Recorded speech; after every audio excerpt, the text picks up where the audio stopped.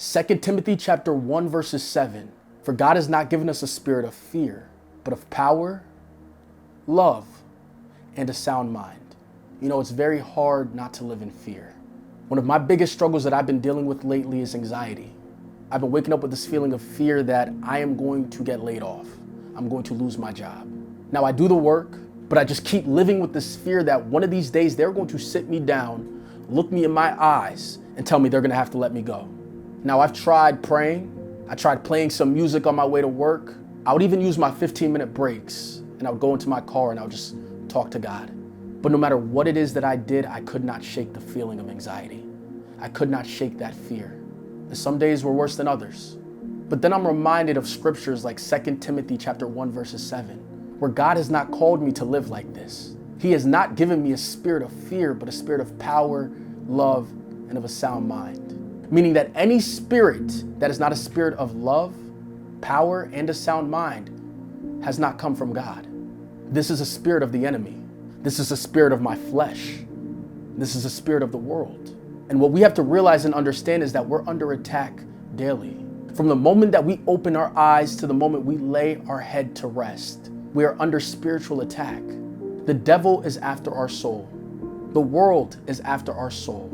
Our flesh is chasing after the pleasures of sin, which is why we need to not just be reading the scriptures, but we need to be living them out. The scriptures say to pray without ceasing. It's not enough to just pray 5 minutes before I go into work. It's not enough to just talk to God briefly, but we need to be praying in the Spirit, warring in the Spirit, asking God to equip us with the full armor of God so that when we're faced with anxiety, when we're faced with fear, when we're faced with insecurities, we don't leave ourselves open and vulnerable for attack, but we are prepared. We are prepared for war. We are prepared for battle. And this isn't just any battle that you can win on your own. This is a battle that is fought through prayer, through worship, through Christ and Christ alone. When you are dealing with an anxious attack, surrender to God. Go to God in prayer. Pray until you feel the move in the Spirit of God. Pray for the peace of God. Pray for a sound mind. Pray for His power. Pray for His love. Pray that God would strengthen you. And don't just pray, but pray in faith, believing that God hears you. He's listening. He is working on your behalf. God has not abandoned you, leaving you to face your anxiety on your own, but God is with you. God is your refuge. God is your shield. God is your peace. God is not just God, but God is a comforter. He comforts those in need. He comforts the brokenhearted. He comforts those who are crushed in spirit. God is a shield, protecting us from the fiery darts of the enemy, guarding our hearts and our minds from the lies of our flesh, the lies of this world, the lies of the enemy. God is our refuge. The righteous run in and they are safe. Run to God. Surrender your fight. Do not try to battle your anxiety on your own. Do not try to fight your fears on your own. Let go and let God be in control.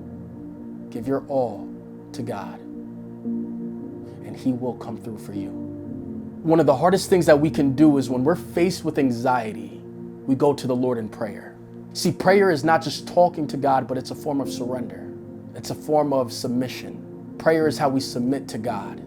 Prayer is how we surrender all that we are dealing with over to God. But it's difficult. It's difficult when our mind is just full of anxious thoughts.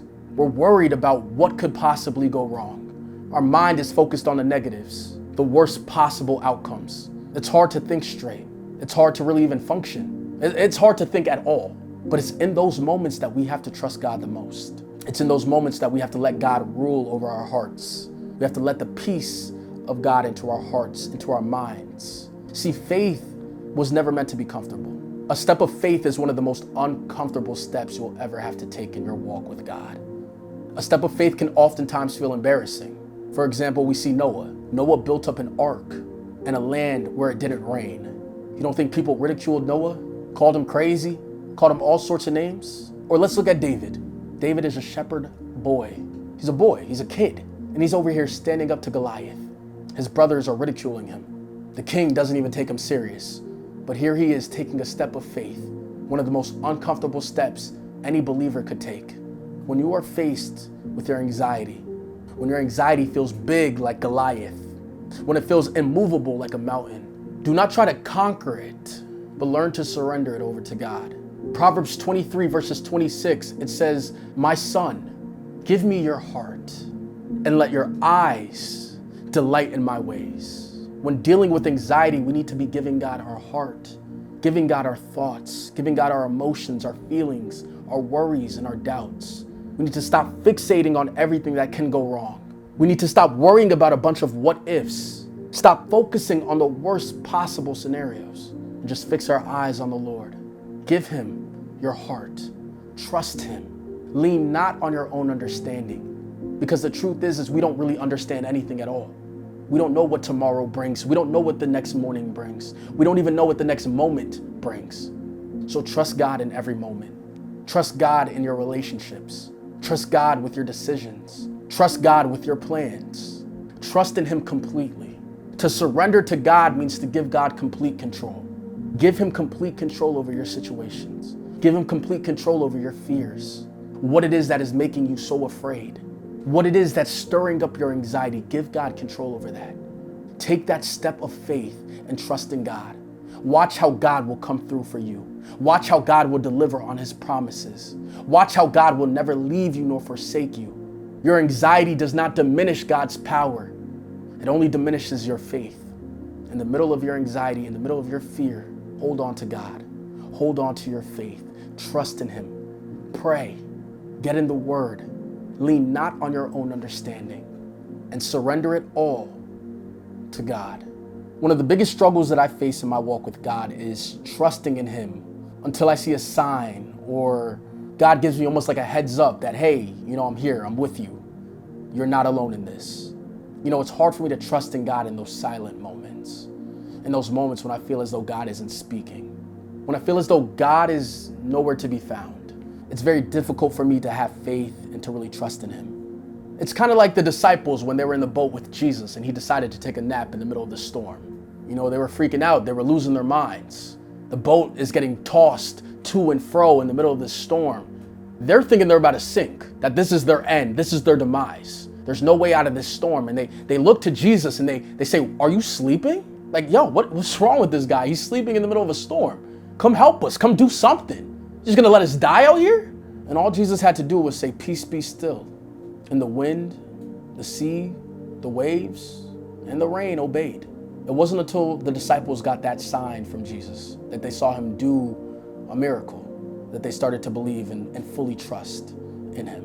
And I struggle with that. But what we have to understand is that just because Jesus seems silent, it may seem as though he's asleep, it may seem as though he's nowhere to be found, it doesn't mean he's not working on our behalf.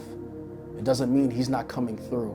It doesn't mean he's not going to calm the storm in your life, calm the storm in your mind, the thoughts of anxiety, the thoughts of fear, the thoughts of insecurity. He can calm those thoughts. He can calm all of that with just one word. But we have to trust God in the middle of it all. Not just after he does something, not just after he performs a miracle, but we have to trust God during the storm. The storm was never meant to take the disciples out. It was a test. The disciples were never meant to just go through the storm. The disciples were never meant to just go through the storm, but they were meant to grow in it. Grow in prayer, grow in devotion, grow in faith. When you're dealing with anxiety attacks, when you're dealing with your mind being under attack from the enemy, trust in the Lord your God. Cry out to him. Pray, believe, have faith that God is working on your behalf. I know it may not feel that way. I know it may feel as though your anxiety is powerful, it's strong. It has a very strong hold on you. But if you just keep praying, you keep seeking after the Lord your God, you keep trusting in him, he will come through for you. He will move on your behalf. He will silence the noise in your mind. He will silence the voices of anxiety, the spirit of anxiety and fear. He will cast it out. Anxiety is in submission to God, meaning that God has dominion over your anxiety. With just one word, he can cast it out. With one word, he can silence it all. With just a simple peace, be still, you will feel your anxiety just fall away. In Psalms chapter 50, verse 15, it says, "And call on me in the day of trouble, and I will deliver you, and you will honor me." On the days where your anxiety is feeling the worst, on the days when your anxiety is feeling so strong, when it feels as though it has this hold on you that you can't shake, on that day, you call out to God, cry out to him. Surrender your life over to him. Surrender your anxiety, your fear. Lay it all down at his feet. Say, God, I give it to you. God, I am afraid. I am worried. I can't overcome this on my own. I can't overcome these thoughts, these fears. God, I need you. I need your peace. I need your presence. I need your love. I need your power. I need you, God. You pray in faith. You keep on praying. You keep on worshiping. You keep on going until your mind is renewed, until your heart is renewed, until the spirit of anxiety no longer has a hold on you. God is greater than your anxiety. He's greater than your fears. But you have to trust him.